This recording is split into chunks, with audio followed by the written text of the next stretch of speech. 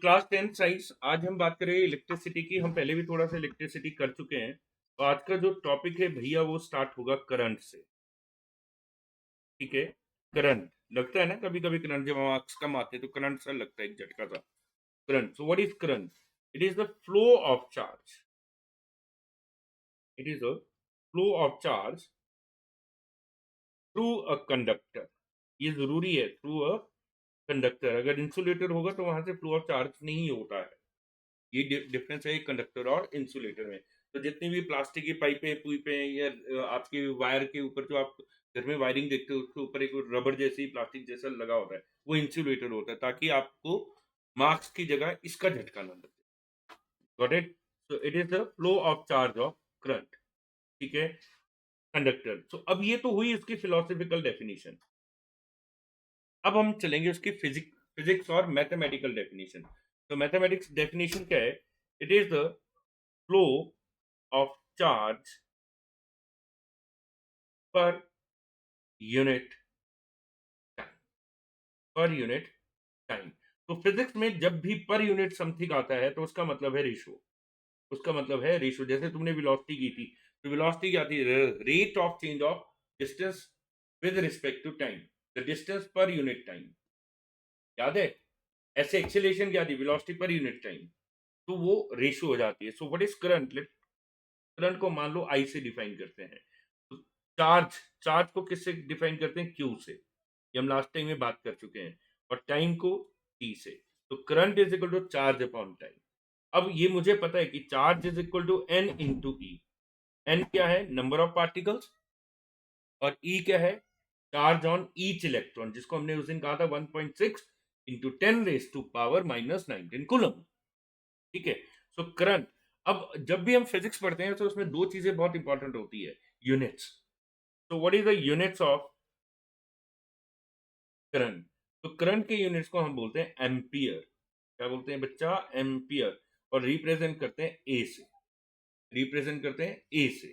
तो यहां देखते हैं एम्पियर इज इक्वल टू, अब चार्ज किस के यूनिट क्या होते हैं? कूलम। और टाइम के यूनिट होते हैं सेकंड्स। याद रखना, फिजिक्स में मैक्सिमम टाइम 98% हम जब टाइम का यूज करते हैं तो हम इन टर्म्स ऑफ सेकंड करते हैं।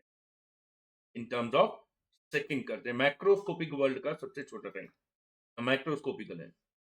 और माइक्रोस्कोपिकल में तो फिर बहुत डिफरेंट आ जाता है टाइम। माइक्रो सेकेंड्स सुना है, पिको सेकेंड्स। ठीक है।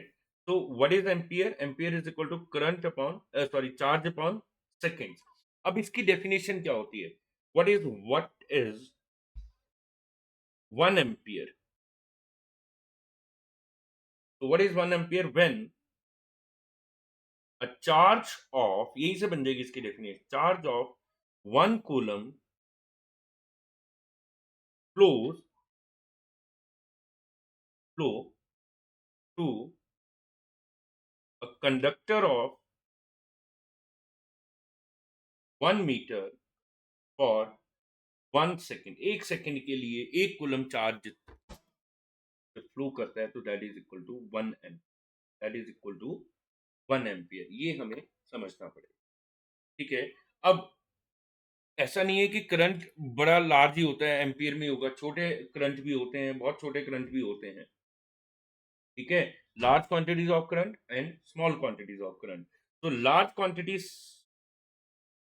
क्वांटिटी ऑफ करंट के लिए हम यूज करते हैं ampere, in terms of ampere. But small quantities of current के लिए हम यूज करते हैं माइक्रो एम्पियर, जिसको हम लिखते हैं 1 स्मॉल m और कैपिटल ए। स्मॉल m और कैपिटल ए। तो व्हाट इज दिस 1 एम्पियर?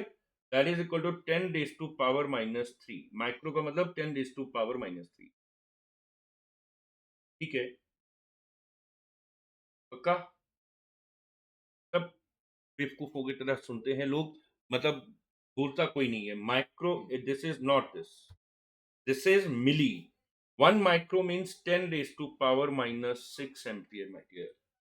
और 1 मिली, दिस इज और इसको ऐसे रिप्रेजेंट करेंगे हम, माइक्रो को कैसे करेंगे, 1 और न्यू ए, इसको बोलते हैं न्यू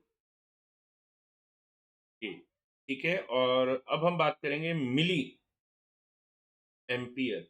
आपको ये 7th क्लास में सिखाते हैं भाई कन्वर्जन, माइक्रो, मिली, डेसिमल, तो उसमें मिली आएगा, तो that is equal to, milli के लिए क्या हो जाएगा, 1 MA, and that is equal to 10 raise to power minus 3 MP, 10 raise to power minus 3 MP, that is equal to,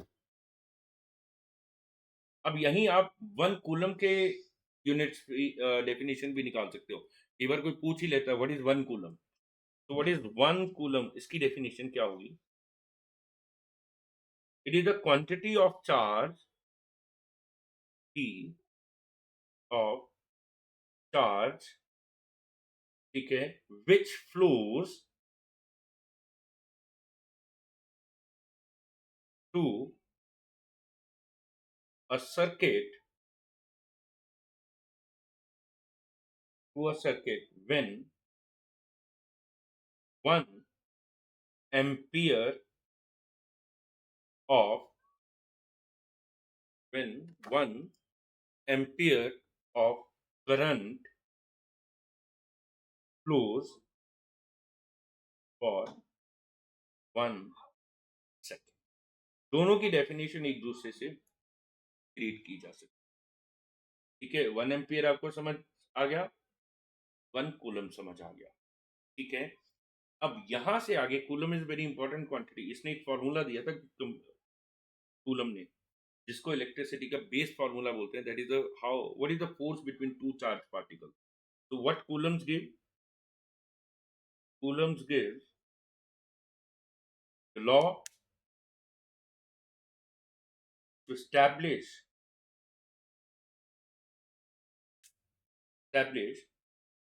the relation between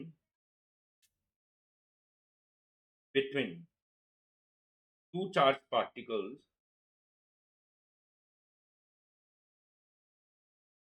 and the force between them, and the force between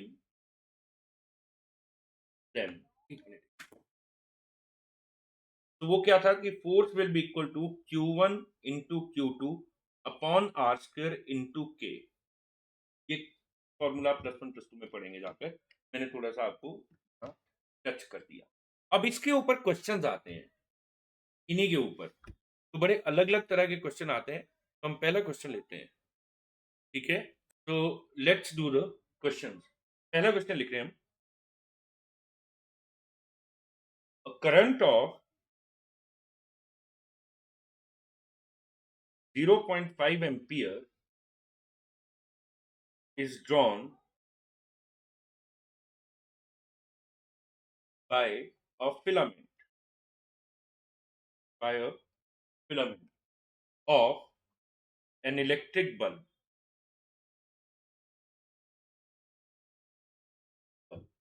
ठीक है, for 10 minutes, ठीक है। Find the charge, also the number of electrons flowing through it,